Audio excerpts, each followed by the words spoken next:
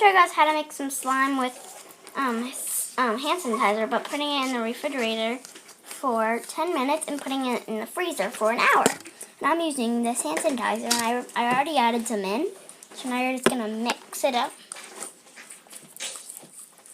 Mix it really good, and I will show you guys the video after.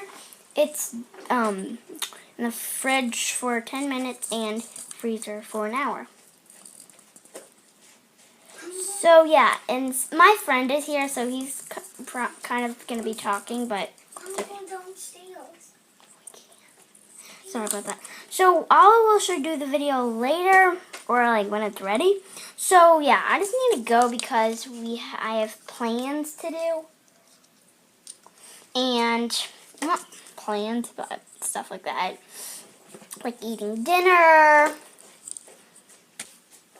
and we have to do stuff, and yeah. So we will see you guys later on. So bye.